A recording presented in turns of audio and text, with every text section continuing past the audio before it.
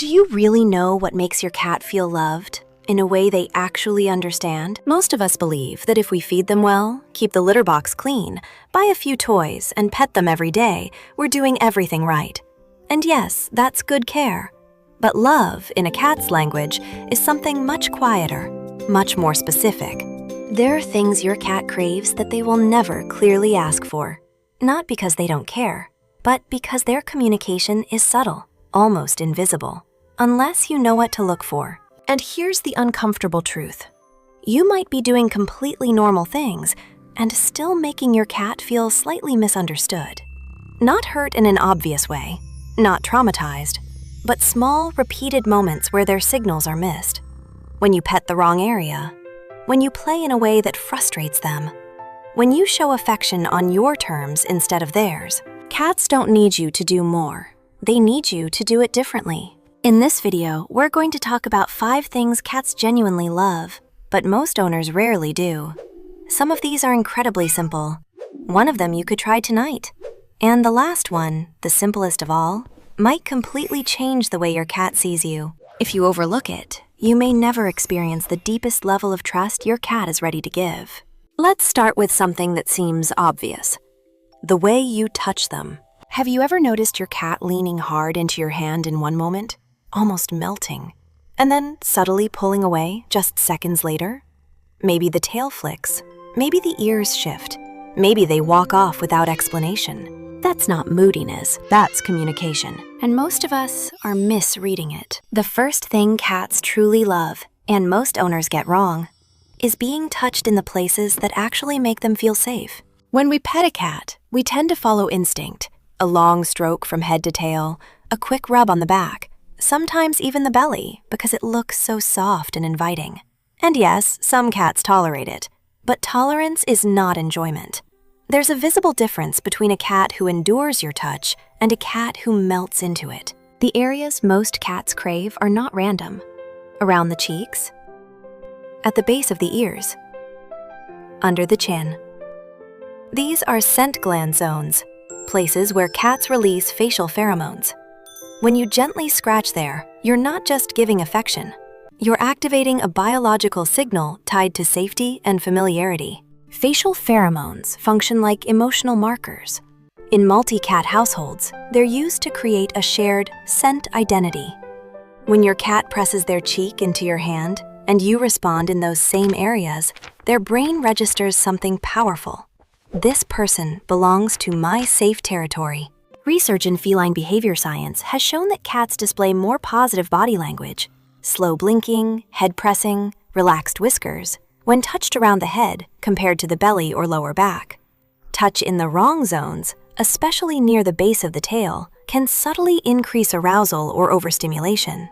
Most owners don't notice the small signs, the tail tip twitch, the slight skin ripple, the sudden grooming after contact, but your cat feels it. And if that shift surprises you, what we're about to talk about next might change the way you play forever. Because the second thing cats deeply love isn't chasing toys, it's hunting. Have you ever wondered why your cat suddenly loses interest in a toy after 20 or 30 seconds? You wave it around, they pounce once or twice. Then they just sit down and stare. It looks like boredom, but it's not boredom. It's incomplete instinct. Cats are ambush predators. In nature, they don't sprint endlessly after prey. They stalk, they crouch, they wait. Their heart rate slows, their pupils widen. Their body becomes still before the strike. That final capture is what releases dopamine, the reward chemical in the brain. When we move toys too fast, keep them in the air, or never let the cat actually catch them, we interrupt the hunting sequence. Imagine preparing a meal, smelling it cook, feeling hunger build, and then never being allowed to eat. That's what constant chase without capture feels like to a cat's nervous system. The fix is simple but transformative. Slow the toy down. Let it disappear behind furniture. Let it pause. Make it act like prey that doesn't know it's being watched. And most importantly, let your cat win. Let them grab it, bite it, kick it. When you allow that full sequence to complete, something shifts. Your cat doesn't just play longer, they begin to seek you out for that experience again. And that's not just fun. That's trust being built through instinct. The third thing cats secretly love is something you're already doing every day, but probably not in the way they need. Talking to them. Have you ever said your cat's name and noticed their ears rotate toward you before their body even moves? Or watched their eyes soften when you speak gently? That isn't random. Cats are far more tuned into your voice than most people realize. But here's what many owners misunderstand. It's not about the words. It's about the tone, the rhythm, and the emotional energy behind it. A 2022 study found that cats can distinguish their owner's voice from a stranger's, but only when the owner uses a softer, slightly higher-pitched tone with short, directed phrases. When owners spoke in their normal adult conversational voice, the cats showed little reaction. But when the tone shifted to something warmer, more intimate, the cats displayed increased attention and affiliative behaviors. Why? Because cats are extremely sensitive to acoustic changes. Their hearing range far exceeds ours. Sharp volume spikes or exaggerated baby talk can feel overwhelming. But calm, steady, short phrases create predictability, and predictability lowers stress. When you consistently use a gentle tone, not overly excited, not loud, not chaotic, your voice becomes what behaviorists call a safety cue. Over time, your cat's nervous system begins associating that specific sound pattern with calm states. Cortisol levels decrease, muscles relax. Their body learns that when you sound like that, nothing threatening is about to happen. You're not just talking cute.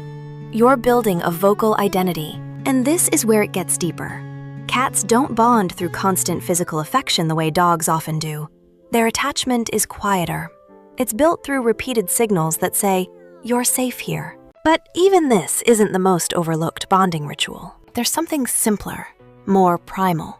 Something that taps into thousands of years of instinct, and almost no one thinks to use it intentionally. It takes less than 2 minutes, and it can completely change how your cat approaches your hands. The fourth thing cats deeply value is surprisingly simple: being offered food directly from your hand. Intentionally, calmly, and consistently. Most feeding routines are automatic. Scoop the kibble, fill the bowl, set it down, walk away. There's nothing wrong with that. It keeps your cat fed and healthy. But biologically, it misses something powerful. In the wild, food isn't just nutrition, it's relationship. Mother cats bring prey back to their kittens. That act of delivering food is one of the earliest bonding experiences a kitten ever has. It wires the association between provider and safety directly into the developing brain. When you occasionally offer a few pieces of food or a treat from your open palm, you are activating a faint echo of that ancient pattern. You're not just giving calories, you're participating in a trust ritual. At first, some cats hesitate. They sniff. They look at you. Their body stays slightly tense. That hesitation isn't rejection, it's risk assessment. From an evolutionary standpoint, eating requires vulnerability. When a cat lowers its head to take food from your hand, it is temporarily giving up vigilance. That's a big deal for a prey-sized predator. But when you repeat this calmly, perhaps once a week, something subtle begins to change. The approach becomes quicker, the body looser, the tail steadier.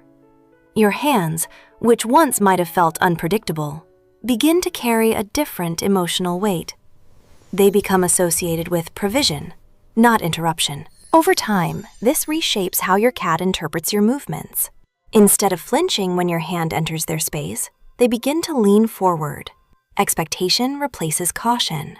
And yet, even this is not the most powerful shift you can create, because there is one final thing. It costs nothing.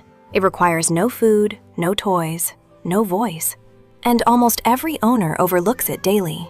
It has nothing to do with doing more. It has everything to do with making yourself smaller. The fifth, and perhaps most powerful, thing your cat loves is this. When you lower yourself to their level, without asking anything from them, just sit on the floor. No reaching, no calling their name, no extending your hand to pet them, no agenda at all. Just bring yourself down into their world and exist there quietly for a few minutes. From your cat's perspective, every human is a giant. You tower when you walk. You lean over them when you touch them. Even your affection usually comes from above, a hand descending from the sky. They've learned to accept it, but biologically, being approached from above can trigger mild vigilance. In the wild, threats come from higher ground. When you lower your body, your silhouette changes. Your movements slow. Your presence feels less imposing. On a nervous system level, this reduces visual pressure.